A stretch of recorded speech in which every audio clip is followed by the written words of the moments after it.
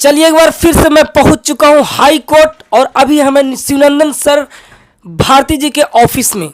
स्वागत है सर हमारे चैनल में। जी बहुत बहुत शुक्रिया आपका भी।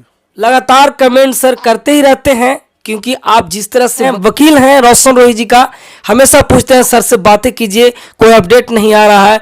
तो सर रोशन रोही का जो मैटर चल रहा है, क्या सर अपडेट है सर? कि आप अपडेट के बारे में जानकारी लेना चाह रहे हैं तो आप लोगों को पहले ही कहा था कि ये 2-3 कारणों से ये हाई कोर्ट तक में मामला पहुंचा है। तो हाई कोर्ट में पहला बहस कंप्लीट हो गया और दूसरा में डायरी की मांग की जाती, जो मैंने कहा था कि फर्जी कागज़ लगाया गया सबूत के तौर पर, वो जो मैंने अटैच किया है तो वो कागज़ वो लोअर कोर्ट में था डिस्ट्रिक्ट जज के यहाँ, तो डिस्ट्रिक्ट जज यहाँ से हाई कोर्ट ने अपने पास मंगवाया है कि आखिर आपने जब इतना सबूत था तो आपने क्या देखा, कैसे वो उसका बेल वहाँ पर नहीं दिए। तो वो जिसको हम लोग डायरी कहते हैं, तो डायरी की मांग की गई है।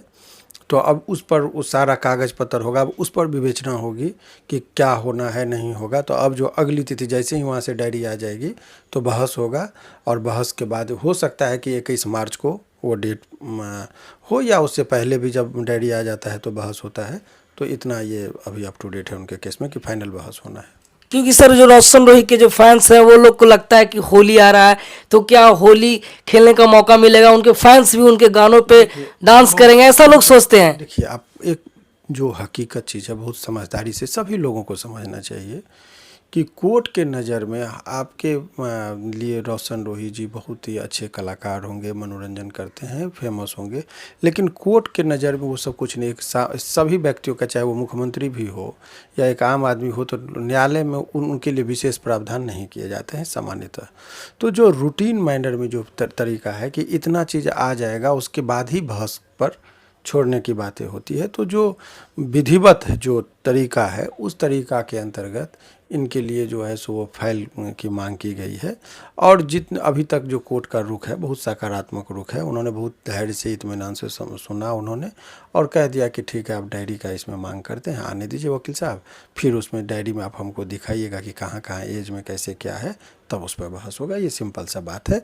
तो जो उनके चाहने वाले लोगों को लगता है कि क्या होली से पहले छूटेंगे, तो चूँकि एक इसमें डेट 21 मार्च को निर्धारित किया गया है कि 21 मार्च को बहस का एक बात कहा गया, तो हो सकता है कि 21 मार्च को भी सुनवाई हो या कभी कभी वो चूँकि 8 तारीख को ही वो हाई कोर्ट में वो होली की छुट्टी हो जाएगी, तो छुट्टी से पहले भी 1-2 दिन पहले हम लोग प्रयास करते हैं, यदि डायरी आ जाता है तो बहस होगा।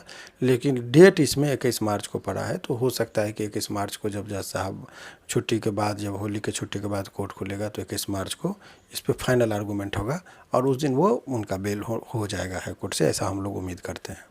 सर आप वीडियो में आ जाता है, यही सबसे बड़ा खुशी होता है उनके चाहने वाले के लिए। ऐसा कुछ नहीं। देखिए, एक यहाँ पर उतावलेपन से हम कुछ नहीं कर सकते हैं और ना ही कोई झूठा आश्वासन हम दे सकते हैं।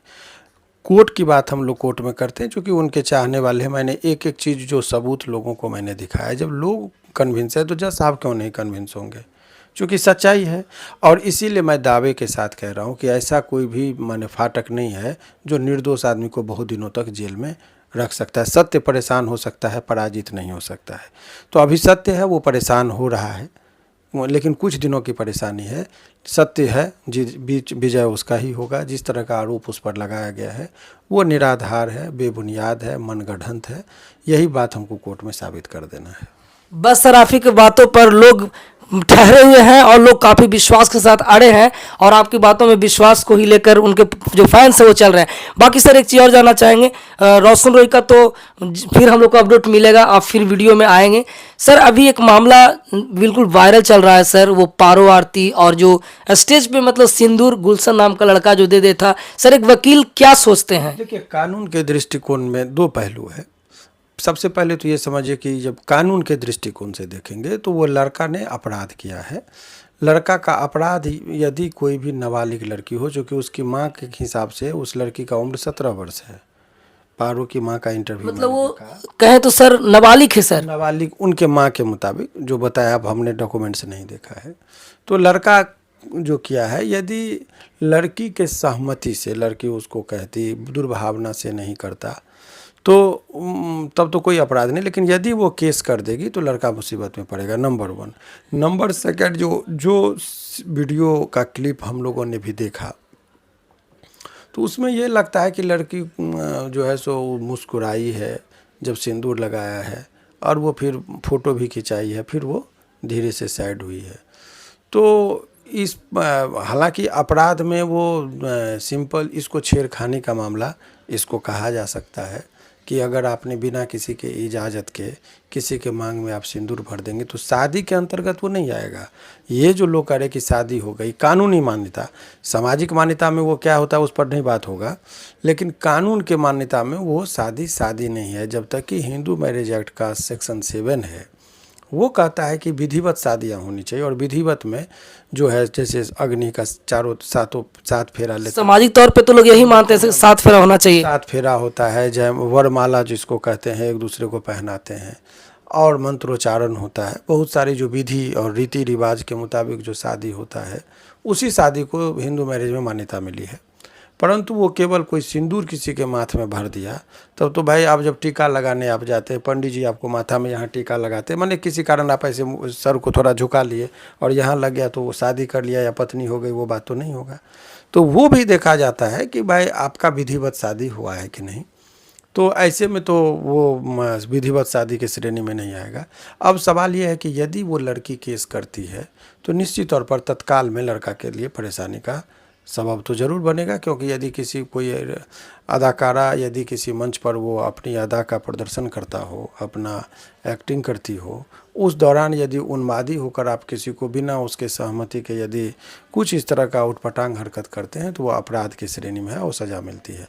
परंतु यदि उसको कोई आपत्ति नहीं होगी, लड़की को खुद स्वीकार है कि चलो ना हमारे साथ दोस्ती था, कर दिया तो कोई बात नहीं, तो जब उसी को कोई आपत्ति नहीं है तो फिर उसमें बहुत ज़्यादा कुछ एक्शन नहीं होना है। लेकिन जिस समय सर वो गुलशन राम कल का सिंदूर दिया तो उस समय ऐसा कोई रिएक्शन नहीं था लड़की का, वो खुश थी। वो होता है कि ड्रामना हो या जैसे लगता है उसको छेड़ने का कोशिश किया हो, ऐसा रिएक्शन नहीं था सर लड़की का। वो तो प्रायोजित लग रहा था कि देखिए कभी कभी जो चीज़ें आपको दिखती है वो बातें नहीं होती, हमेशा अपना दिमाग लगाना चाहिए। कभी कभी देखिए ऐसा, मैं ये नहीं कह रहा हूँ कि ऐसा होगा ही, लेकिन ऐसी भी संभावनाएं बनती है आज के इस दौर में कि बहुत कुछ प्रायोजित कार्यक्रम होता है, चर्चा में बनने के लिए भी इस तरह की बातें की जाती है। अभी देखते होंगे कोई जब सिनेमा रिलीज होता है तो उससे पहले जानबूझ के विवाद में ला दिया जाता है ताकि पिक्चर का नाम उस सब लोग जान जाए और उसको सिनेमा हॉल तक पहुँचे। तो कल तक मान लीजिए जिस लोगों का चर्चा नहीं हो रहा था, आप ही के चैनल पर आपने बताया कि लगभग 10 मिलियन लोग देखा उस खबर को, तो 1 करोड़ लोग पहचान गए। तो इसके लिए एक छोटे से ऐड से कि भाई चलो इस तरह का हरकत करते, चर्चाएं हुई, तो ये सब भी कभी कभी प्रायोजित भी लगता है। सर लगता है कि वायरल होने के लिए ऐसा सर दोनों किया है। ये नहीं ऐसा ये की है वो पर नहीं करेंगे, लेकिन ऐसा भी लोग तो दिमाग खुरापाती लोग लगाते हैं। तो क्या हकीकत आखिर, यदि इसमें मीडिया से तो समाधान नहीं होता, यदि किसी के साथ अन्याय होता है तो उसके लिए तो थाना है, कोर्ट है, कचहरी, केस करिए। तो केवल मीडिया में बैठ हुआ है, लेकिन इसके लिए कहीं पर कोई आवेदन अभी तक नहीं पड़ा है, इसीलिए कानूनी कोई कार्रवाई अभी तक लड़का पे नहीं हुआ है। केस को लोग कह रहे हैं फरार है, तो फरार जब केस होगा तब ना फरार कहिएगा, केस तो अभी हुआ नहीं है। लेकिन जो बच्ची का जो अभी बयान सुने, यदि वो प्रेम करती थी एक दूसरे से, लड़का भी प्रेम करता था, तो आपको जब कहते हैं कि दिल लगी दीवार से तो पड़ी क्या चीज़ है। तो अगर आपको वो पसंद है, आप एक साथ रह रहे हैं दोनों, तो आपको ये नहीं देखना चाहिए कि वो ऑर्केस्ट्रा में काम करती है कि कहाँ काम करती है। आपको यदि रियली आपने ट्रू लव किया है तो आपको उनको स्वीकार करना चाहिए। सबके सामने उसको आपने सिंदूर दिया है, उसी धूमधाम से घर पर ले जाइए, फिर से आप शादी किया जाए, शादी कीजिए और उनको। सर अगर आपके पास पारो आरती का केस अगर आता है सर तो आप कैसे देखेंगे सर, क्या करेंगे सर? हमारा तो देखिए केस कानूनी पहलू पर मैंने कहा कि अगर लड़की केस करेगी तो लड़का के लिए तत्काल परेशानी हो जाए, क्योंकि आपने उस मंच पर वो चढ़कर वो आपने सिंदूर लगाया है, तो इस चीज़ को अपराध छेड़खानी के मामला में आएगा। चूँकि लड़की का उम्र बोला गया है कि नाबालिग है। यदि लड़की स्कूल के सर्टिफिकेट के मुताबिक यदि बालिग होगी तब तो कोई अपराध की श्रेणी नहीं होगा, क्योंकि लड़की का सहमति दिख रहा है वहाँ पर। परंतु अगर यदि वो नाबालिग है तो उसकी सहमति का भी बहुत ज़्यादा महत्व नहीं होता है, तो फिर परेशानियां होगी उसको। सर रोशन रॉय किरण सिंह मैटर में नाबालिग का मामला सर आ रहा था किरण सिंह के साथ, कहीं ना कहीं इस पारो आरती के भी मैटर में नाबालिग का मामला आ रहा है। सर किरण सिंह रोशन रॉय का जिस तरह से मामला है उसी तरह से मिलता जुलता है ऐसा एक मामला ये लग रहा है सर।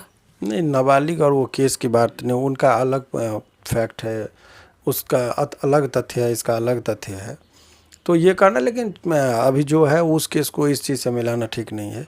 रही बात जहाँ तक आपका पूरा ध्यान रोशन रोही पर ही है केंद्रित, तो उसी पर केंद्रित रखते हुए उनके जो चाहने वाले हैं उन लोगों को थोड़ा और इंतज़ार करना पड़ेगा। यानी 21 मार्च है, और ऐसा भी हो सकता है कि होली में वो ना निकले, मगर 21 मार्च चूँकि 8 तारीख को ही पटना हाई कोर्ट होली की छुट्टी हो जाएगी और लंबी छुट्टी होती है होली की, जिस वजह से इनका सुनवाई में थोड़ा कठिनाई आ सकता है। सर उनके फैंस से वो होली के बाद 1 महीने इंतजार कर सकते हैं, क्योंकि इतना उन लोग का भी उम्मीद है, लेकिन सर लंबे तो नहीं न जाएगा सर? नहीं, अब वो 21 मार्च तक वो यहाँ पर सुनवाई हो जाना है और वो निकलेंगे जेल से बाहर। चलिए, बहुत बड़ा अपडेट है सर की तरफ से। बाकी बहुत जल्द हम लोग फिर आएंगे, क्योंकि आप लोग कमेंट करते हैं कि शिवनंदन भारती सर के पास आइए, तो जरूर बहुत जल्द फिर मिलेंगे शिवनंदन सर के साथ। Thank you so much sir. शुक्रिया। बाकी अपना ख्याल रखिए और फैमिली का। तब तक के लिए जय हिंद, वंदे मातरम।